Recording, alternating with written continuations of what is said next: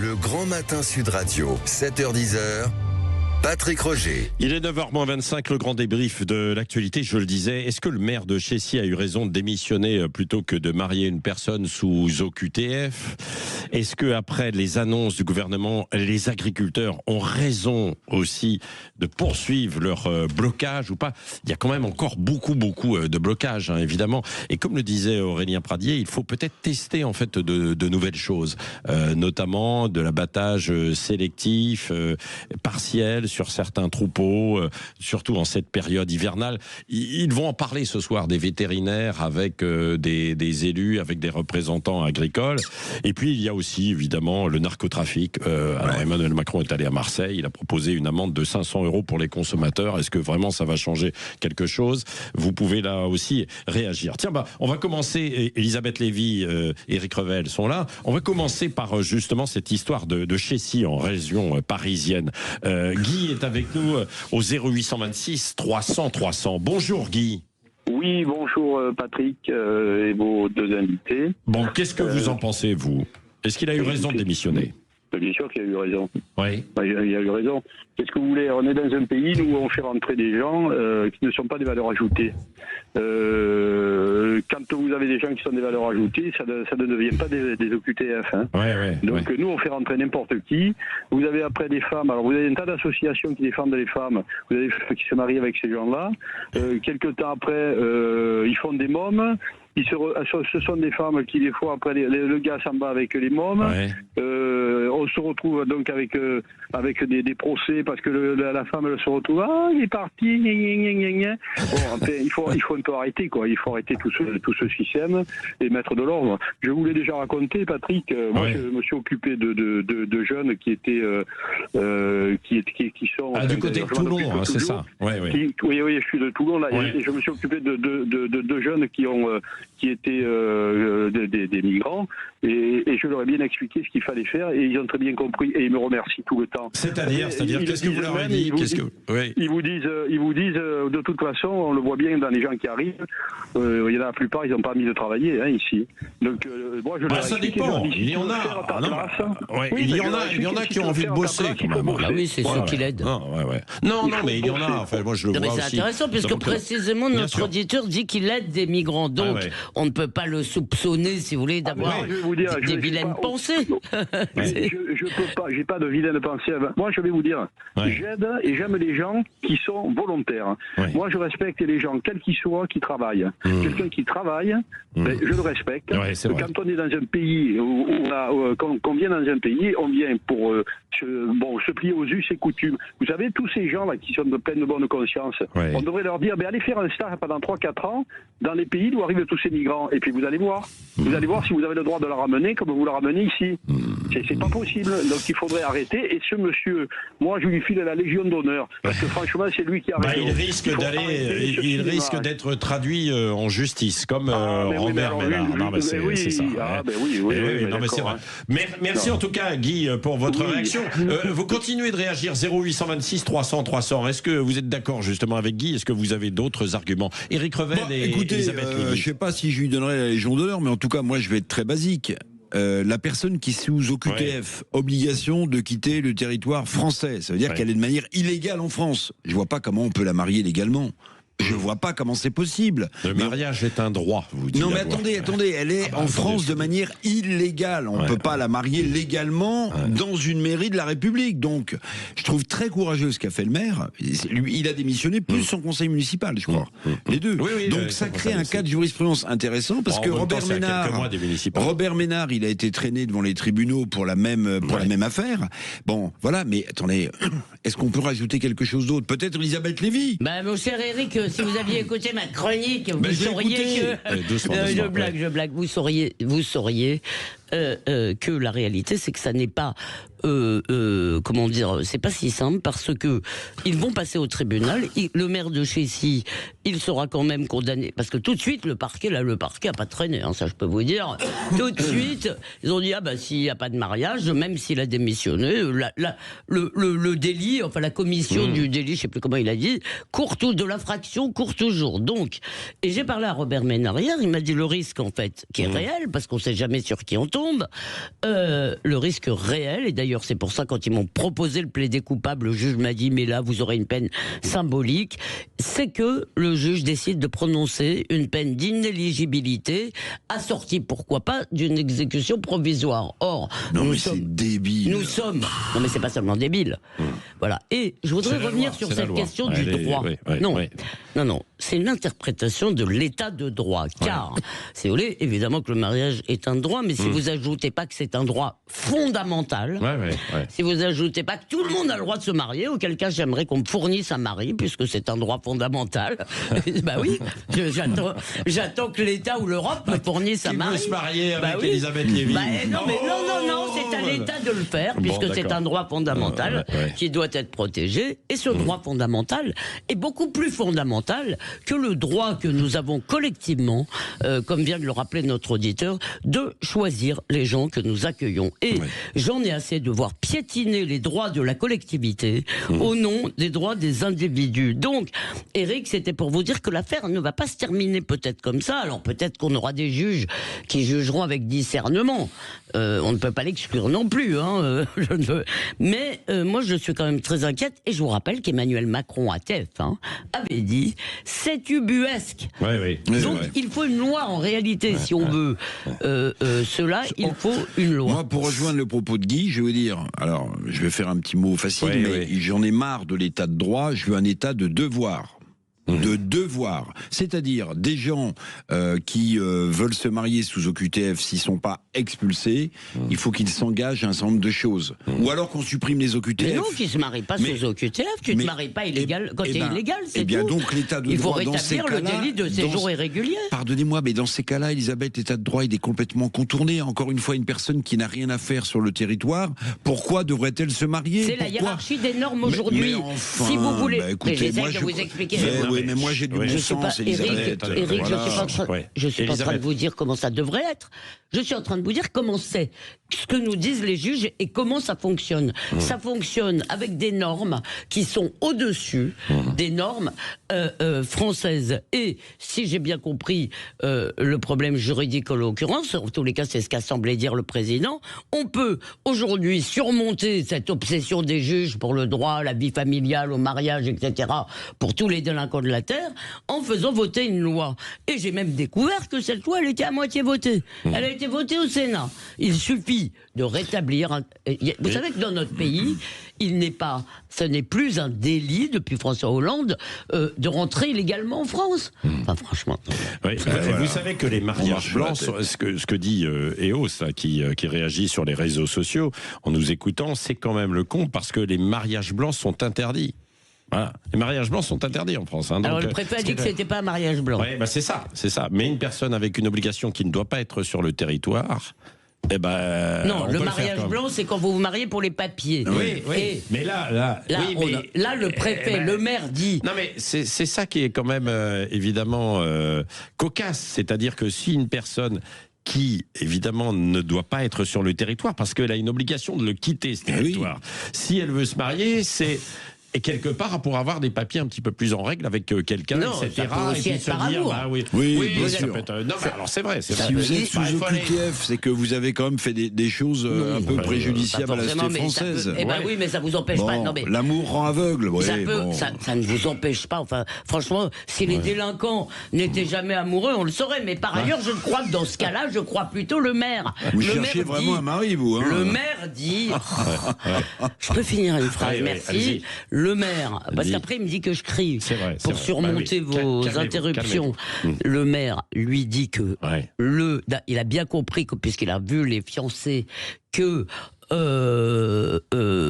c'était vraiment pour les papiers, le type lui aurait laissé entendre. Le préfet a diligenté une enquête. Donc, c'est vrai, on a trop de policiers, donc il y a des policiers qui ont dû essayer d'enquêter pour savoir s'ils s'aimaient. Ils ont conclu qu'ils s'aimaient. Et ça me fait penser à cette phrase débile de Marine Tondelier qui dit « Tous ces gens qui veulent empêcher les mariages sont contre l'amour. » Bon, allez, vous continuez de réagir après ce débat. 0825, 0826 0826 300 300 0826 300 300.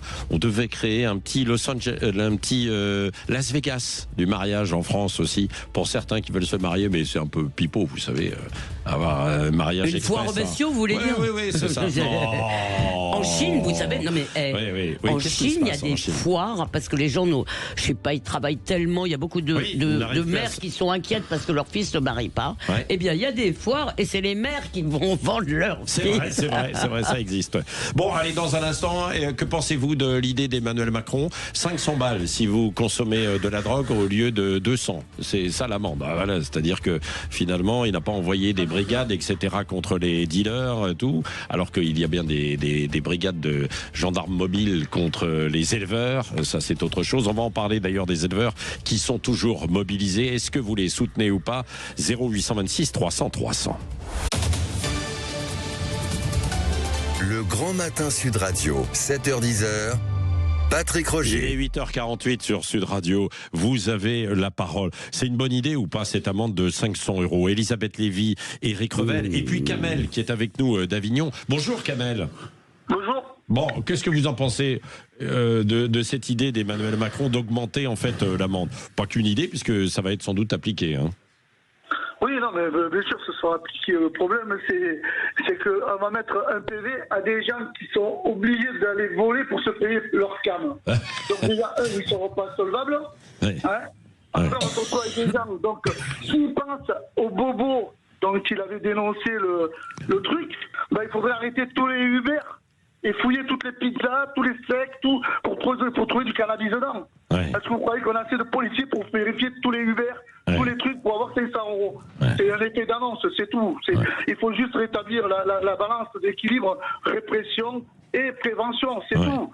Après, à un moment donné, tous ces effets d'annonce, ce qui m'ennuie, c'est que ça crée des discussions stériles.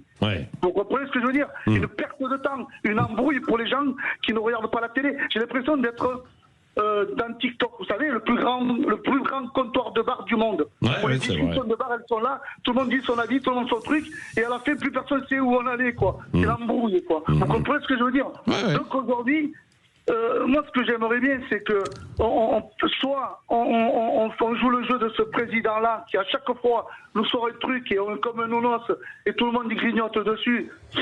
Mais bon, à la fin de la discussion, on se retrouve comme tout à l'heure. J'ai écouté l'histoire des maires là. Ben, chacun son rôle. Le maire il fait son rôle, puis le juge il fait son rôle, la loi elle fait sa loi. Mais là on a tout mélangé. Là tout le monde se prétend être juge, je crois, mais il y a des institutions qui sont là pour. C'est elle. Mais comment on fait oui. Alors c'est vrai, mais face à ces, non mais c'est vrai. Mais alors face aux institutions, on a le droit on a le droit, Kamel, évidemment. Vous savez ce qu'on doit faire? Non. Il faut que maintenant les citoyens français, les Français tout court, que nous sommes, nous nous intéressons à notre politique intérieure. Il faut que maintenant, quand on va aller poser une carte de lecteur, on sache pourquoi on la pose. Aujourd'hui, quand vous posez des questions aux électeurs, ils ne savent même pas qui voter. Ils y vont parce que lui il est beau, lui elle est belle. Alors que si.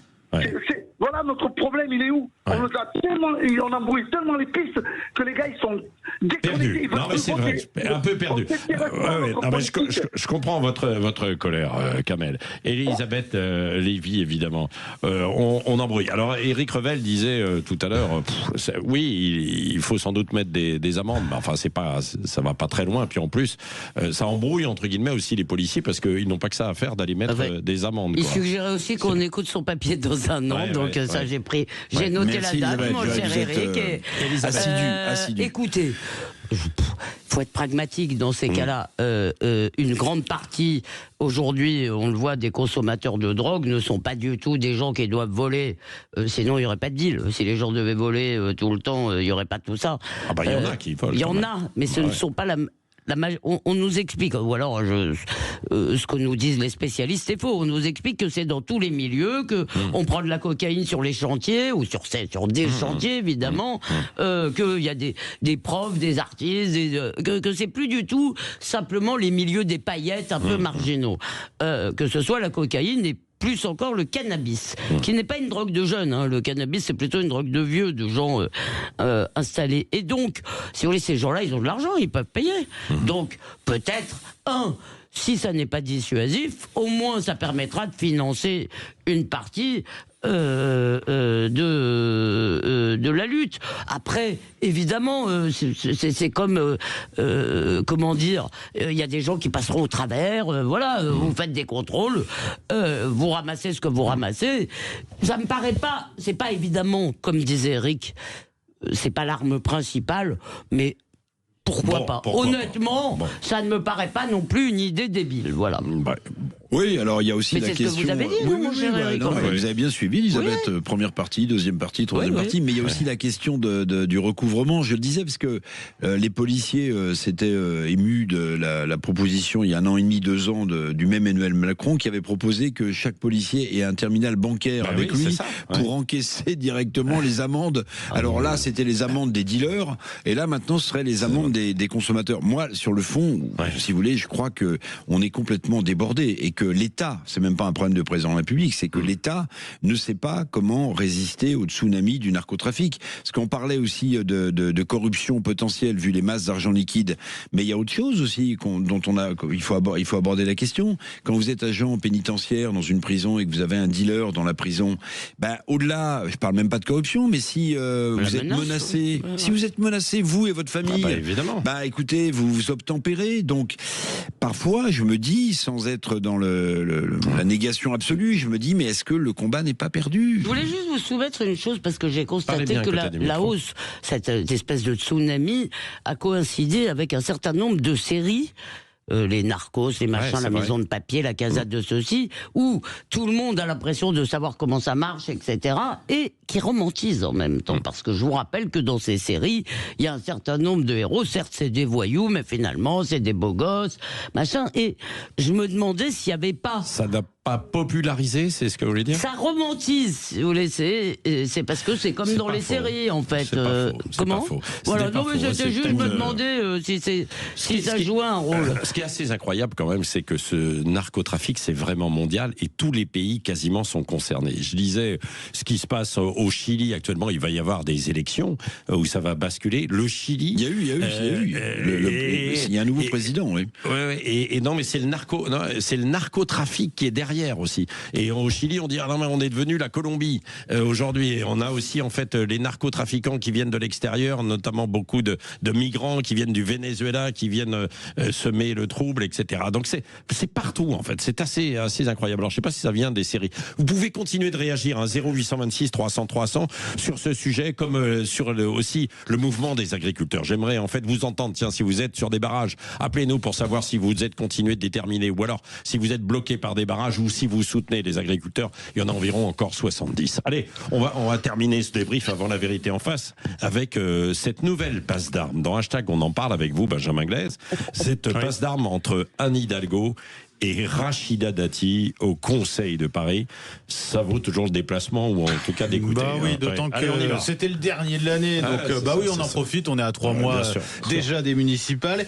Et alors le ton est encore monté d'un cran entre la maire de Paris qui ne se représente pas et la ministre de la Culture qui, elle, espère bien lui succéder. Tout y est passé hier, le procès de Rachida Dati, le train de vie d'Anne Hidalgo, sans oublier l'échec de ces dernières à prendre la tête à l'ONU du Haut Commissariat pour les réfugiés. Vous pourriez partir avec du panache. Si vous avez seulement à me reprocher une affaire de nature privée, contrairement à vous, une enquête... Elle est vachement privée, l'affaire. Hein, a été ouverte. Vachement privée, l'affaire. Il y a un jugement le 16 septembre 2026. Vous pourrez vous expliquer sur la perquisition qui a eu lieu chez vous, sur les notes de frais et les dépenses personnelles qu'ont payé les Parisiens pour vous, et notamment votre campagne ratée pour l'ONU. Vous savez, je me soucie beaucoup plus de votre avenir que du mien. Le mien... Au moins, il n'y a pas un procès en vue pour corruption. Madame la maire, cessez d'être dans la haine et dans l'amertume. On se détend. Eh oui, on se détend, voilà, pour terminer ce grand matin. Bon, voilà, Elisabeth Lévy, un mot. Film, laissez-les nous, moi, ce duel de chipie m'enchante. Bah oui, ça va nous manquer. Oui. Il n'y aura plus Rachida Dati, Anne Hidalgo. Moi, je vous propose de prendre toutes les séquences, de faire une émission spéciale, non? On fera une émission spéciale. Mais Anne Hidalgo va pas me manquer à Paris, franchement. Et Crevel, ouais. Oui, c'est vrai, c'est un petit côté sketch qu'on attend au Conseil de Paris et on n'est jamais déçu. Bon, après, c'est vrai que Anne Hidalgo, je pense qu'elle imaginait être nommée à l'ONU à ce poste, et c'est l'ancien président irakien qui a été nommé à sa place. Et là, quand même, elle avait fait campagne, elle y allait souvent pour essayer. Et dans les comptes rendus de ces auditions, des gens de l'ONU ont dit que de toute façon, dès le début, elle n'avait aucune chance. Alors, ils n'ont pas vu son niveau, mais en gros, c'est ce que ça voulait dire. Et pour Anne Hidalgo, c'est quand même un drôle de revers. Pardon, mais c'est un drôle de revers. Bon, en attendant, franchement, il va y avoir diriger le HR, avec aussi peu de connaissances de la chose, et je crois un anglais qui n'est pas absolument génial. Le HR, on parle anglais, hein, excusez-moi, mais bon. Merci Elisabeth Lévy, Éric Revel, vous continuez d'appeler. Je vois que, évidemment, vous appelez au 0826 300 300 sur tous ces sujets d'actualité qui vont vous faire réagir après 9h dans La Vérité en face avec Jean-François Aquili.